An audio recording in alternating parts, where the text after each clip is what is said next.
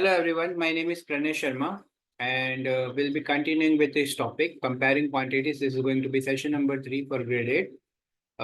Welcome to Menta. So we'll be continuing this session in Hindi. This is how the roadmap is structured, जिसमें हम लोग tax देखेंगे, simple interest और compound interest. ठीक है. तो टैक्स जो है वो क्या चीज होता है, पहले तो हम उससे अवगत करेंगे अपने आप को. उसके बाद में हम सिंपल इंटरेस्ट और कंपाउंड इंटरेस्ट के बारे में देखेंगे. टैक्स हम लोगों ने कहाँ कहाँ पे किया है, उसके लिए मैंने एक छोटा सा बिल बनाया है, एक हाइपोथेटिकल एग्जांपल क्रिएट करके, जिससे आपको थोड़ा अच्छा लगे. We are group of restaurants, right. ये मैंने एक नॉर्मल सा बनाया. वी आर अपन इंग्लिश में बोलते हैं, वी आर वैसा. तो ये वी और आर इनिशियल से, right, so that it will look attractive. तो we are groups of restaurant का मैंने एक बिल बनाया. उसमें मैंने बोला पाव भाजी जो है उसकी क्वांटिटी 1 है, प्राइस 70 रुपीज है, INR, इंडियन रुपीज. ठीक है. सैंडविच एक ऑर्डर किया, उसके 30 रुपीज प्राइस है. टोटल अमाउंट तो 100 रुपीज हुआ, लेकिन उससे टैक्स भी लिया मुझसे 10%. ठीक है. 10% ऑफ 100 इज व्हाट? 10 रुपीज. तो टोटल अमाउंट जो मेरे को बिल का पे करना है वो 110 रुपीज पे करना है. ठीक है. तो यही टैक्सेशन होता है क्या? हाँ. क्या टैक्सेशन में सिर्फ परसेंटेज देखने होते हैं? बिल्कुल. परसेंटेज के अलावा हमारे पास में कोई ऑप्शन होता है? नहीं. सिर्फ परसेंटेजेस. कितने तरह का टैक्स होता है, क्या होता है, हमें ज्यादा कॉमर्स नहीं पढ़ना. हमें सिर्फ ये देखना है कि टैक्स की बात करिए तो कुछ ना कुछ परसेंटेज होंगे, और वही परसेंटेज हमें यहाँ पे कैलकुलेट करने हैं. ठीक है. जैसे 10% यहाँ पे इनने कैलकुलेट करा, तो जाहिर सी बात है 10% किस टैक्स से 10% बोला है उसने, तो 10% क्या? 10% ऑफ, मतलब 10/100 ऑफ. जस्ट अ सेकेंड, बस इधर का ये एक दिक्कत थोड़ा सा ये रहता है इसमें कि आपका बॉल पेन जो है वो ज़्यादा अच्छे से नहीं चल पाता है.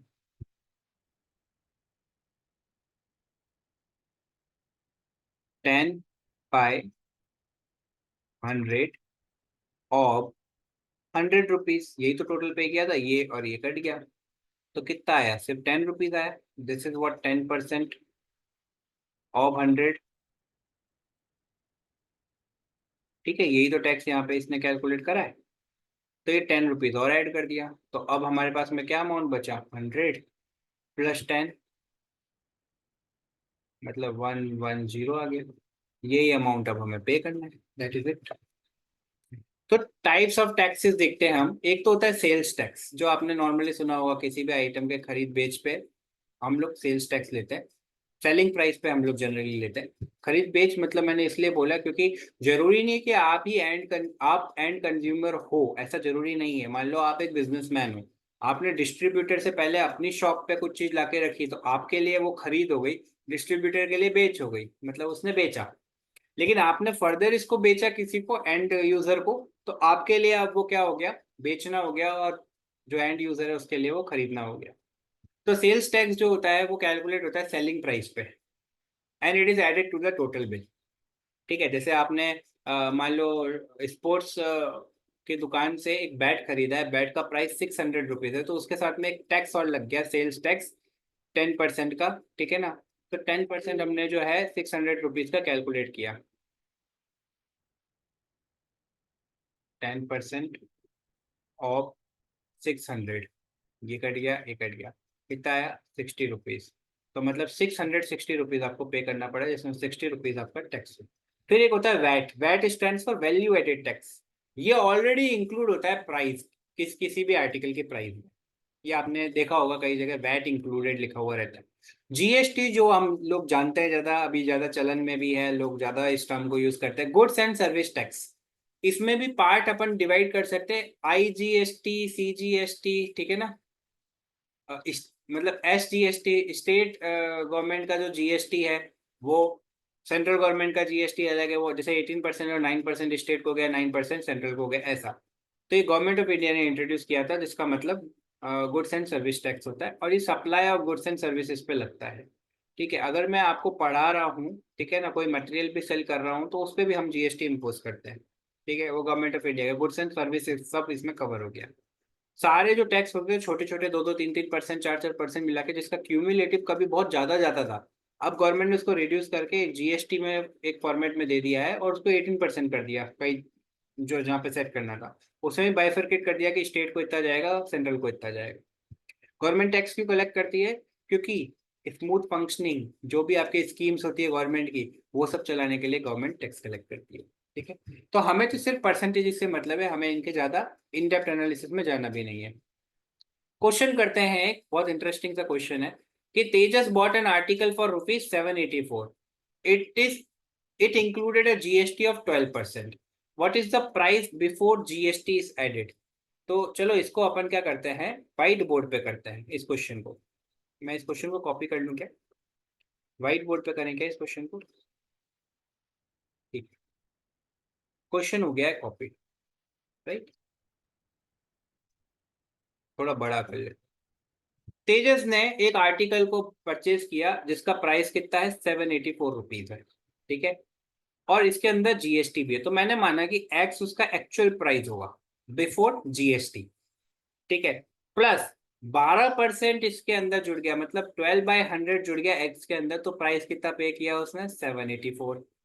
ठीक है, अब इस इक्वेशन को हमें सॉल्व करना है, ये linear equation in one variable बन गई, तो ये हो गया 100x plus 12x divided by 100 equals 784। ठीक है, थोड़ा सा स्क्रॉल किया मैंने, इस क्रॉस मल्टीप्लीकेशन किया तो ये कितना हुआ, 100x plus 12x equals 784 into 100। ये कितना आ गया आपका, 21111, 2x इक्वल्स 78400 आ गया। ठीक है, तो x बराबर कितना हुआ, 78400 डिवाइडेड बाय 112, राइट? यही हुआ। Just hold on for a second people, just hold on for a second.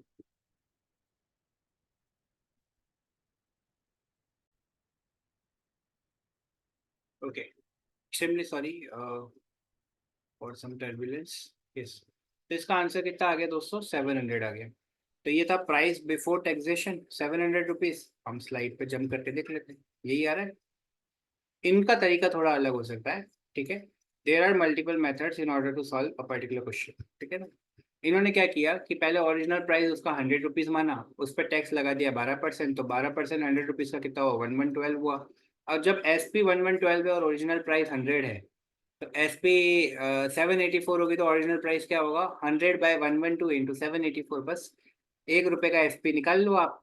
Unitary method use करते हो और वैसे डायरेक्ट मल्टीप्लाई कर लो, तो एक क्वेश्चन को अप्रोच करने के मल्टीपल वेज हो सकते हैं, राइट? चलो इस क्वेश्चन को भी हम लोग कॉपी कर लेते हैं, फिर हम लोग सिंपल इंटरेस्ट देखेंगे।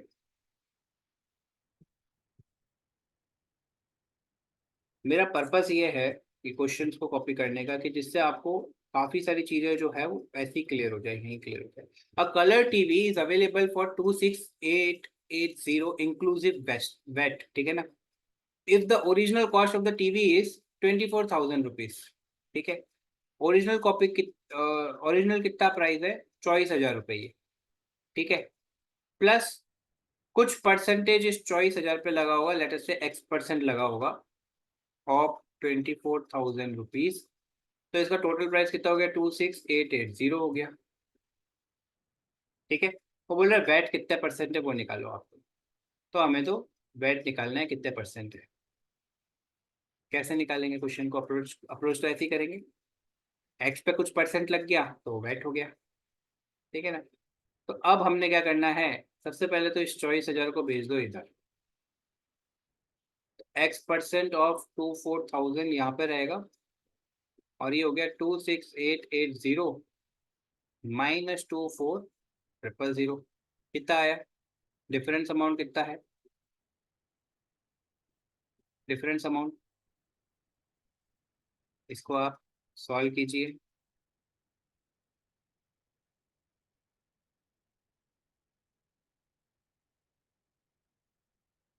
2880 आ गया क्या? ये कुछ X% है ऑफ 24,000 का। यहाँ से आपको X कैलकुलेट करना है, तो इसको आप परसेंटेज से हटा दो। ठीक है, इससे ये जीरो कट गया, ये दो जीरो से ये दो जीरो कट गए, तो अब हमारे पास में ले दे के कंडीशन क्या बची, 24x equals to 88। x equals to 88/24। 1 2 simple calculate करते हैं, 1 4 4 6, ये कितना हुआ, 72, देन 3 ये कितना हुआ 3 6 1 12, ठीक है, कितना हुआ 1 12। तो हमारे पास में एक्स की वैल्यू कितनी आ गई 12 आ गई। तो कहते कितना था वैट 12% था। आ गया, आ गया answer. It is very simple, right. So we just need to see कि इक्वेशन हम क्या फॉर्म कर रहे हैं 33। Now will move to simple interest. Simple interest क्या है, देखो ये आदमी है, इसने क्या किया, खुद का एक पैसा था वो बैंक में दिया। ऊपर वाला जो है, अब अगर अपन ऊपर वाले को फोकस करें, इधर को, ये वाला जो है ये इसने बैंक को दिया, ठीक है। अब उसको वापस बदले में क्या मिला, ये मिल गया, ठीक है। इसमें आप ये देख रहे हो छोटा सा अमाउंट और ऐड होके मिला है। ये एक्स्ट्रा मनी को कहते हैं हम ब्याज, इंटरेस्ट। ऐसा क्यों किया सर बैंक ने, क्योंकि ये जो आदमी ने पैसा बैंक को दिया है, बैंक ने उस पैसे को क्या किया, यूज किया लोन देने के लिए। तो बैंक अब किसी और का पैसा यूज कर रही है तो उसको कुछ ना कुछ तो रिवॉर्ड में देगी, ठीक है। तो वही रिवॉर्ड जो है वो इंटरेस्ट हुआ, ठीक। जैसे 100 रुपए आपने बैंक में दिए, तो बैंक ने क्या पूरे 100 रुपए यूज कर लिए लोन देने के लिए, नहीं। बैंक ने क्या किया, आपके 100 रुपए में से 90 रुपए यूज कर लिए लोन के लिए।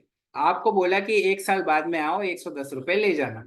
और बैंक को जो 100 रुपए है उसमें से 90 रुपए यूज करे, और अगले को जिसको पैसे दिए हैं वो, तो उसको बोला है कि इस पे आपको 10% का इंक्रीमेंट नहीं लगेगा, आपको मुझे ये लौटाने 15% के हिसाब से। मतलब 90 तो लौटाने ही लौटाने, उसके ऊपर 15% और लग गए, ठीक है। तो ये इंटरेस्ट रेट हो गया। तो बैंक ने क्या किया, 15% और 10% के बीच का जो मार्जिन है, ठीक है ना, जिसको हम स्प्रेड बोलते हैं बैंकिंग टर्म में, वो कमा लिया। सिंपल इंटरेस्ट कैलकुलेट करते हैं, P into T into R by 100। पी होता है प्रिंसिपल, मतलब मूल धनराशि जो आप बैंक से ले रहे हो या आप बैंक को दे रहे हो। टाइम कितने समय के लिए, R rate of interest, bank क्या ऑफर कर रहा है लोन देते समय या आपके डिपॉजिट पे, डिवाइडेड बाय 100, ठीक है। प्रिंसिपल का मतलब या तो मनी लेंट करा आपने या बोरो किया, किसी को दिया या लिया। टाइम हमेशा ईयर में होगा, अगर ईयर में नहीं मंथ में दे रखा है तो कन्वर्ट कर दो। 6 महीने दे रखे तो 6/12 कर दो, हाफ ईयर, ठीक है। क्योंकि आर रेट ऑफ इंटरेस्ट है तो अब आपको इसको कन्वर्ट नहीं करना है, क्योंकि देखो नीचे डिनोमिनेटर में 100 पहले ही है, पहले कन्वर्टेड है वो। तो आपको अगर 2% लिखा है रेट, तो आपको सीधा 2 आर की जगह रख देना है, उसको 2/100 और नहीं करना है, क्योंकि पहले हमने 100 लगा दिया है। अब क्वेश्चन ये है, तो अमाउंट कैसे निकालेंगे sir, final amount principal plus interest is your amount. कैसे, एग्जाम्पल लेते हैं। चलो इसी को हम लोग एक एग्जाम्पल की तरह से ले लेते हैं, इसको सर्च करके, रुको, इसको कॉपी कर लेंगे।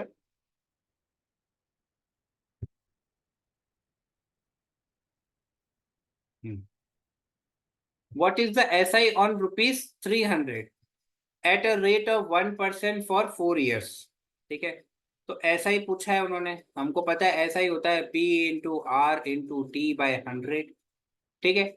रुपीज दे रखा है कितना, मतलब ये प्रिंसिपल अमाउंट दे रखा है, तो पी कितना है 300 रुपीज है, मैं रुपीज नहीं लिख रहा आगे क्योंकि स्टेटेड है। रेट ऑफ इंटरेस्ट कितना है 1% है, और टाइम कितना है 4 years है। सारा आंकड़ा दे रखा है, बस सेट ही करना है हमें। तो ये कितना हो गया, ऐसा ही कितना हो गया 300 इंटू 1 इंटू 4 डिवाइडेड बाई 100, ये से ये कट गया, 3 into 4 is what 12। Simple interest is 12, that is it, answer आ गया, ठीक है। तो आपका सिंपल इंटरेस्ट जो हो गया 12 हो गया। अब कंपाउंड इंटरेस्ट थोड़ा सा बड़ा टॉपिक हो सकता है, ठीक है, इसका रोड मैप एक अलग है, तो नेक्स्ट सेशन आएगा इसके लिए। अगर जितना अभी कवर होगा उतना होगा, नहीं तो नेक्स्ट सेशन आएगा। तो what is compound interest, compound interest क्या होता है, सिंपल से कैसे अलग होता है, इसके लिए एक एग्जाम्पल है, ठीक है। रोड मैप तो थोड़ा बड़ा है, फॉर्मूला क्या होता है मैं आपको फॉर्मूला आज दे दूंगा, लेकिन फिर इसके बाद में कंपाउंड इंटरेस्ट एनुअली और सेमी एनुअली अलग अलग कैलकुलेट होता है, एप्लीकेशन क्या होता है चलो देखते हैं। जब इंटरेस्ट जो है, जैसे मान लो 100 रुपए थे, एग्जाम्पल लेते हैं अपन, व्हाइट बोर्ड पे जाते हैं। आप बैंक में गए, आपने 100 रुपए बैंक को दिए, बैंकर ने बोला 1 साल बाद में आओ और 110 रुपए लेके चले जाओ, तो ये आपका अमाउंट हो गया। इसमें क्या क्या था, आपका मूल धन राशि मतलब प्रिंसिपल, प्लस उनने कुछ इंटरेस्ट ऐड किया तभी तो 110 हुआ है। तो इंटरेस्ट उन्होंने 10 रुपए ऐड किया, प्रिंसिपल आपका कितना था 100 रुपीज था, क्योंकि आप तो बैंक में 100 रुपये ही लेके गए थे। 1 साल बाद में आपको ये पैसा मिल गया, आपने वापस से दूसरे ईयर भी ये पैसा रखा। तो वो क्या करेगा पता है, आपका आपका ब्याज जो कैलकुलेट कर रहा है ना इंटरेस्ट, वो 100 रुपीज पे ही करेगा, इस 10 को तो वो अलग मानेगा। तो फिर से आपको साल के अंत में 110 रुपये मिलेगा, और क्योंकि ये 10 रुपए भी ऑलरेडी है इसमें, तो ये टोटल सम 120 जरूर हो जाएगा। लेकिन हर बार वो नेक्स्ट ईयर भी जब आप इसको रखोगे तो 100 रुपीज को ही वो बेस मानते हुए आपका इंटरेस्ट कैलकुलेट करेगा, और आपको फिर तीसरे साल के अंत में भी 110 रुपए ही इस पे बेनिफिट होगा, प्लस ये 20 रुपए और ऐड हो जाएंगे। ठीक है, तो ये आपका सिंपल इंटरेस्ट था। कंपाउंड इंटरेस्ट में क्या होता है मालूम? आपने 100 रुपीज दिए, पहली साल में तो वो 110 ही होंगे, चाहे सिंपल इंटरेस्ट हो चाहे कंपाउंड इंटरेस्ट हो। दूसरी साल में कंपाउंड इंटरेस्ट वाला इस 110 का 10% कैलकुलेट करेगा, जो कि 11 रुपए होता है। ठीक है, तो प्लस ये कितना हो गया, अगर आप इसको ऐड करोगे तो ये कितना आया, 1 2 1 121 रुपए हुआ। जबकि दूसरे साल के अंत में आपको यहाँ कितना मिल रहा था, 120 रुपए मिल रहा था। तो सर 1 रुपए का घाटा हो रहा है क्या सिंपल इंटरेस्ट में? बिल्कुल हो रहा है। तो ऐसे करते करते अगर मल्टीपल ईयर्स का हम देखें तो बहुत बड़ा नुकसान हो जाएगा। तो ये होता है कंपाउंड इंटरेस्ट, मतलब ब्याज का जो पैसा है उसको भी मूल के साथ में जोड़ के, प्रिंसिपल के साथ जोड़ के उस पर ब्याज निकाल देते हैं। तो बैंक हमें कंपाउंड इंटरेस्ट ही देता है, आपको डरने की जरूरत नहीं है। तो फर्स्ट ईयर के लिए एस आई और सी आई सेम रहेगा, या मैंने अभी प्रूफ कर दिया आपको, 110 रुपये ही रहेगा दोनों केस में। सेकेंड ईयर में केस चेंज हो जाता है। तो ये कुछ एक चार्टर में लेके आया हूँ जिससे आपको थोड़ा ज्यादा अच्छा से समझ में आए। सिंपल इंटरेस्ट में प्रिंसिपल 100 था, कंपाउंड में भी 100 था। इंटरेस्ट रेट दोनों बैंक जो है वो दोनों जगह 10-10% ही दे रहा था। एक साल के अंत में दोनों का 110 रुपये ही हुआ। लेकिन जब दूसरा ईयर चालू हुआ तो सिंपल इंटरेस्ट में प्रिंसिपल एक 100 रुपीज ही कैलकुलेट किया, जबकि मतलब 100 रुपीज ही माना, जबकि कंपाउंड इंटरेस्ट में 110 रुपये माना। 10% के हिसाब से इंटरेस्ट कैलकुलेट किया तो इधर 11 रुपये बना, इधर 10 रुपये बना। अब अगर आप टोटल करोगे तो इधर 121 रुपये बन रहा है 2 साल के अंत में, इधर 110 ही रुपये बन रहा है। ठीक है, तो फर्क तो आ गया। ठीक है, मतलब फर्क तो आया ना चीजों में, 120 होना चाहिए, 1 रुपए का घाटा हो गया जो हमने चेक कर लिया सेम एग्जाम्पल में। ठीक है, तो ये था हमारा कंपाउंड इंटरेस्ट। इसका फॉर्मूला होता है, फॉर्मूला हम लोग आगे कैलकुलेट करेंगे प्रॉब्लम्स को नेक्स्ट सेशन में। अमाउंट ए एन, एन मतलब number of years, equals principal times 1 + r/100 to the power n। यहाँ पे भी r परसेंटेज में दे रखा होता है, लेकिन ऑलरेडी 100 है तो आपको डिवाइड बाय 100 वापस से नहीं करना है। n हमेशा यहाँ पे भी ईयर में होगा।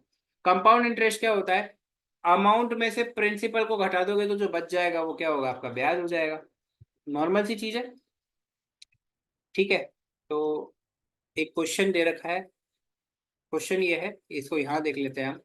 अमाउंट है 77,500 का, और वो अमाउंट जो है वो कितने रुपए बन गया आपका, 9075 बन गया 2 साल में। तो अगर कंपाउंड इंटरेस्ट बोले इसमें निकालना है सी आई, तो क्या होगा, 9075 माइनस 7500। टाइम 2 साल, 2 साल दे रखा है तो बोल रहा है कंपाउंड इंटरेस्ट का रेट निकालो। फॉर्मूला एक ही पता है, A equals P times 1 + r/100 to the power n। हमें आर निकालना है। अमाउंट हमें पता है क्या, हाँ 9075। प्रिंसिपल पता है क्या, यस 7500। ठीक है, हमें सी आई पता है क्या, यस डिफरेंस निकालेंगे तो सी आई भी आ गया। आर निकालना है, सिंपल सा फॉर्मूले में सब्सटीट्यूट करो, आर की वैल्यू आ जाएगी आपकी। ठीक है, आर कितना निकल के आया, 10%। This is just a simple calculation, that is it. So with this, we conclude the session. Thank you so much for your valuable time. Thank you. Bye.